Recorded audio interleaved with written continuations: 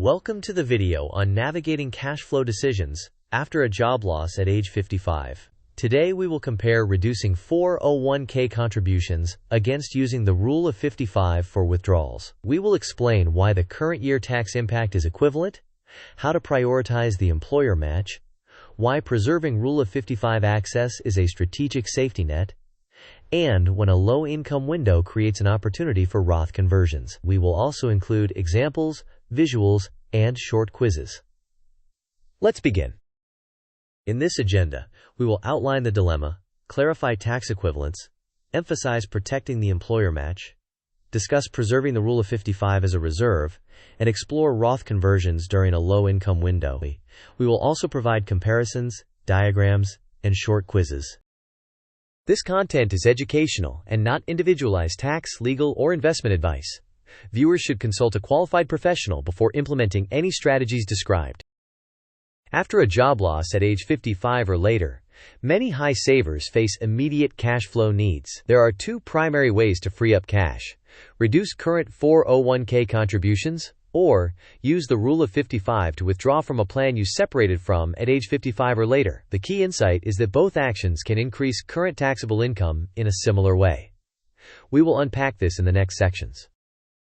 Let's clarify the tax equivalence. If you reduce your pre-tax 401k contribution by $10,000, your take-home pay increases by the same amount, but your taxable income rises by $10,000. Conversely, if your spouse uses the Rule of 55 to withdraw $10,000 from a pre-tax account, that withdrawal is taxable, increasing taxable income by $10,000. The current year tax result is effectively the same in both cases. This equivalence dispels the misconception that Rule of 55 withdrawals are inherently worse than cutting contributions. The difference is not the tax this year, but rather how each choice affects long-term strategy and optionality. Prioritize the employer match because it is an immediate and guaranteed return that cannot be replicated. Maintain contributions at least at the level needed to capture the full match.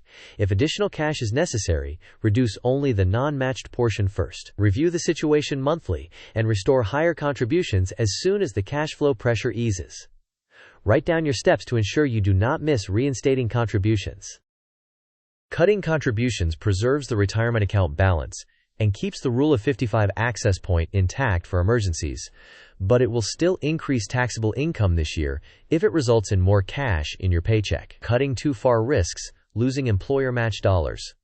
Using the Rule of 55 provides penalty-free access to funds after separation at age 55 or later, but reduces the account balance. Because the current year tax effect is similar, many should preserve Rule of 55 capacity for true emergencies.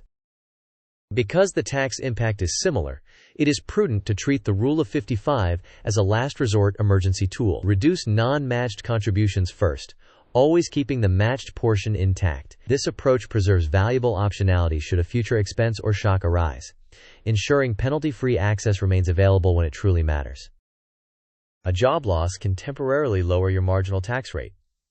During this window, consider converting traditional retirement dollars to Roth. This strategy pays tax at the now lower rate, after which qualified Roth withdrawals are tax-free. Implement conversions gradually to avoid jumping into higher brackets, and coordinate with healthcare subsidy cliffs or other credit thresholds. Ensure you maintain enough cash to pay the resulting tax, rather than creating a new cash flow problem. The net effect is shifting money into a tax-free environment at a discount, turning a setback into a long-term advantage.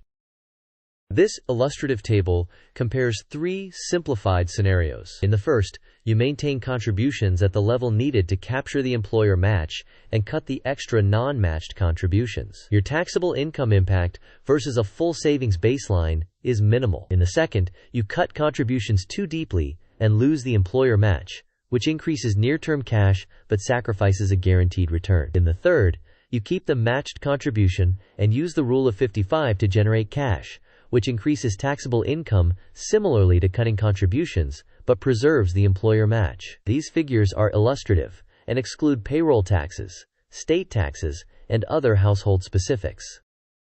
Quiz time. Which action should you prioritize before making any further cash flow cuts? Option A. Use Rule of 55 immediately. Option B. Reduce all contributions to zero. Option C. Keep contributions high enough to capture the full employer match. Option D. Move all funds to cash. You may pause the video now to think about the answer. We will discuss the answer in the next section of the video. The correct answer is C. Capturing the full employer match should be prioritized because it represents an immediate and guaranteed return. This benefit cannot be replicated by most alternatives. Second quiz. True or false? From a current year tax perspective, cutting a $10,000 pre-tax contribution and taking a $10,000 Rule of 55 withdrawal both increase taxable income by about $10,000. You may pause the video now to think about the answer. We will discuss the answer in the next section of the video. The correct answer is true. Both actions increase taxable income by approximately the same amount in the current tax year, which is the essence of the tax equivalence concept discussed. This mind map organizes the decision process. At the center is the cash flow need at age 55 or older. One branch emphasizes protecting the employer match as a baseline action. Another branch covers cutting contributions, starting with non-matched portions and reassessing regularly. A third branch covers the Rule of 55 as a preserved emergency option. A fourth branch shows tax equivalence, reminding you that both actions typically increase current year taxable income similarly. The low income window branch highlights Roth conversions during temporarily lower tax periods. Finally, the risk controls branch emphasizes maintaining a cash buffer, avoiding bracket jumps, and documenting the plan. Key points. First, cutting pre-tax contributions or taking a Rule of 55 withdrawal usually has a similar current year tax impact. Second, always protect the employer match. Third, preserve the Rule of 55 as an emergency option. Fourth, consider Roth conversions during low-income windows. Fifth, document and reassess your plan as circumstances change. To conclude, understand the tax math and avoid misconceptions about the Rule of 55. Protect the employer match and consider reducing only non-matched contributions if needed. When your tax bracket dips, evaluate Roth conversions to secure future tax-free growth. Remain flexible, monitor tax brackets and subsidy thresholds, and keep a prudent cash buffer. Thank you for watching. If you found this helpful, please like the video, share it with someone who needs it, and subscribe for more strategy-driven money content. In the comments, tell us your plan.